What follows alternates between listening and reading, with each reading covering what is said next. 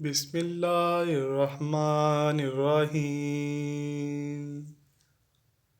وہ گھر جس کی حفاظت کے لیے ابابیلوں کا لشکر آئے اور ہاتھیوں کے عظیم الشان لشکر کو تباہ و برباد کر دے۔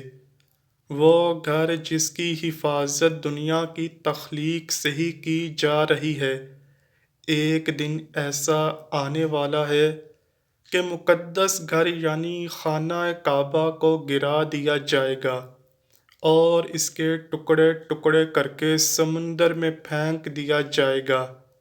لیکن یہ کب ہوگا؟ کون ایسا بدبخت ہوگا جس کے ہاتھ سے خانہ کعبہ تباہ ہوگا؟ کیوں خانہ کعبہ کے ٹکڑے کیے جائیں گے؟ ناظرین گرامی، تاریخ اقوام عالم کے مطالعے سے پتہ چلتا ہے کہ خانہ کعبہ اور حرم شریف بہت سے سانحات سے متاثر ہوتا رہا ہے۔ طوفان نوح کی وجہ سے سیدنا آدم علیہ السلام کی بنائی ہوئی بیت اللہ کی بنیادیں بھی غرق آب ہو گئیں۔ پانی کے ریلے نے خانہ کعبہ کی جگہ ریت اور مٹی اکٹھی کر دی۔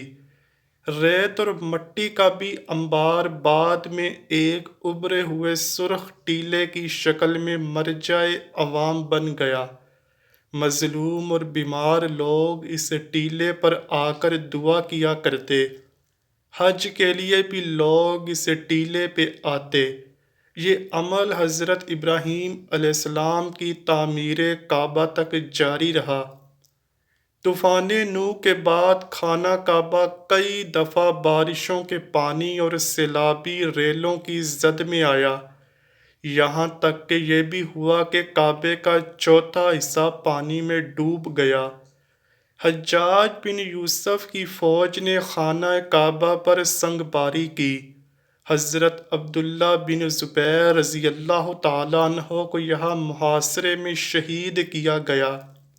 بحرین سے کرامتہ آئے اور حجر اسود نکال کر لے گئے۔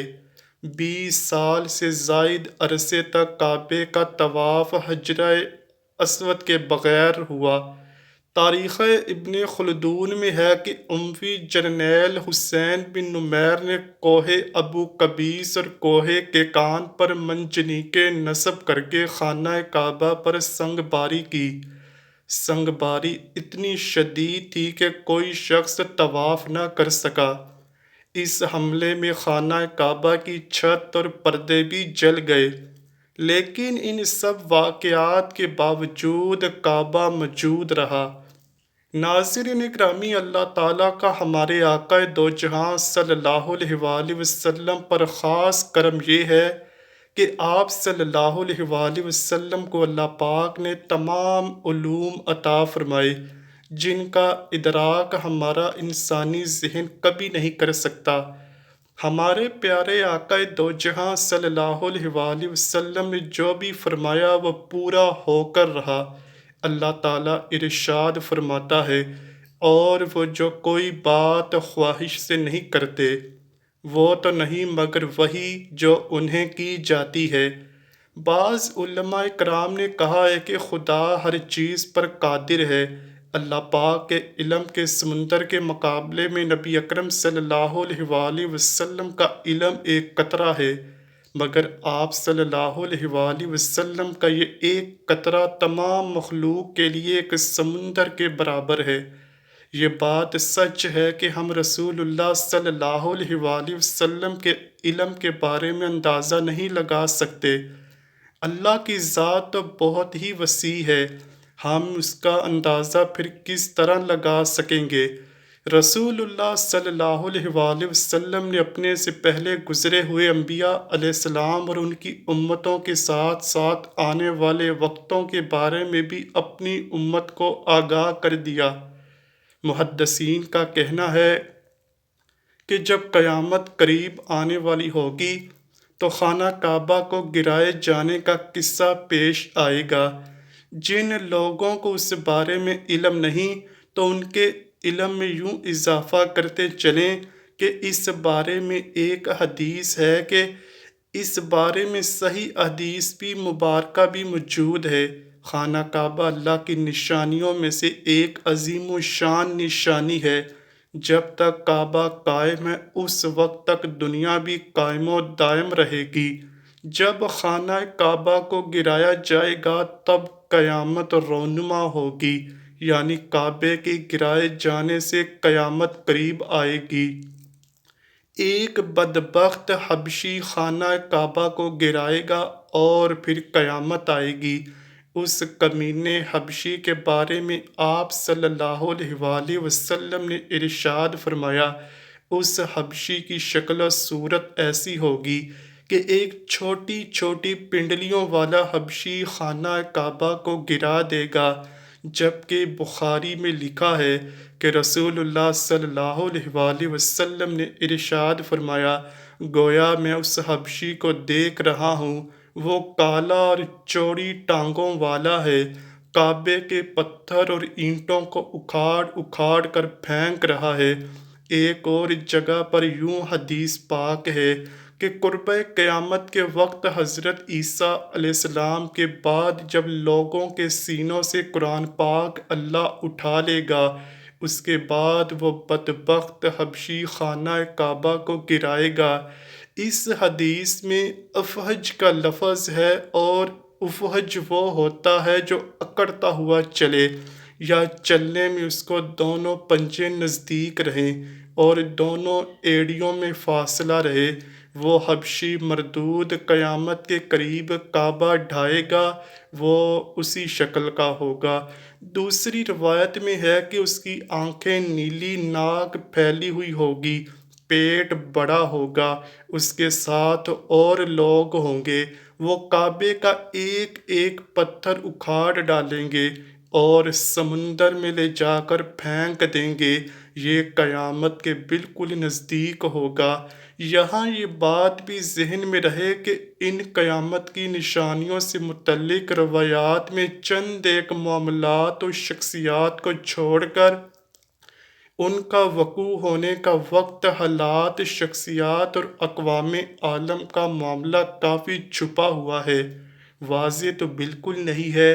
اس لیے اس پر کوئی حتمی رائے نہیں دی جا سکتی کہ کب کون سی نشانی پہلے ظاہر ہوگی اور کون سی بعد میں ظاہر ہوگی۔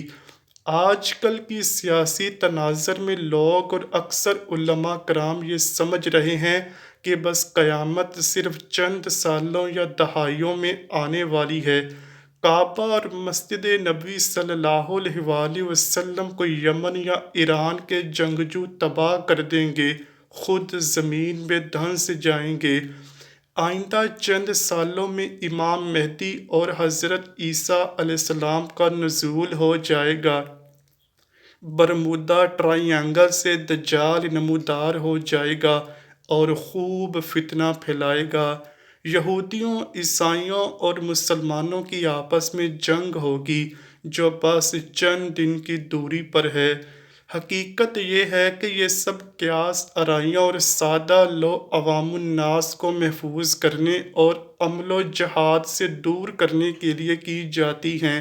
اگر گہری نگاہ سے دیکھا جائے تو بڑے بڑے فتنے تو کئی صدیاں پہلے سے ہی رونما ہونا شروع ہو گئے تھے۔ کتنے ہی لوگوں نے مہدی ہونے کا ڈرامہ رچایا، کتنی ہی دفعہ مسلمانوں اور یہود و نصارہ میں بڑی جنگیں ہوئیں، کئی مرتبہ قبلہ اول فتح ہوا اور کتنی مرتبہ قبلہ اول پر یہود کا قبضہ رہا، کتنی مرتبہ دجال نما انسان پیدا ہوتے رہے، لیکن ان کا ذکر قرب قیامت کے سلسلے میں نہیں ہوتا۔ صرف 20ویں اور 21ویں صدی کے سیاسی معاملات و واقعات کو ہی قرب قیامت سمجھ لیا گیا ہے، جبکہ نبی اکرم صلی اللہ علیہ وآلہ وسلم ایک فرمان کے مطابق آپ کی وفات کے بعد کا سارا زمانہ ہی قرب قیامت ہے، چاہے کتنی صدیاں بیت جائیں۔ لہٰذا علماء کو چاہیے کہ آج کل کی سیاسی پروپیگنڈے سے متاثر ہو کر ان عوام الناس کو محفوظ کرنے کی بجائے انہیں نیک اعمال اور جہاد فی سبیل اللہ کی ترغیب دیں۔ اللہ پاک سے دعا ہے کہ وہ ہمیں نیک اعمال کرنے اور آخرت کی تیاری کرنے کی توفیق عطا فرمائے۔ آمین یا رب العالمین۔ امید کرتا ہوں کہ آپ کو ویڈیو ضرور پسند آئی ہوگی۔ اگر ویڈیو پسند آئی ہے تو ویڈیو کو لائک کیجئے، شیئر کیجئے اور چینل کو لازمی سبسکرائب کیجئے۔ کمنٹ سیکشن میں اپنی رائے کا اظہار بھی ضرور کیجئے گا۔ ملتے ہیں اگلی ویڈیو میں، تب تک کے لیے اللہ حافظ۔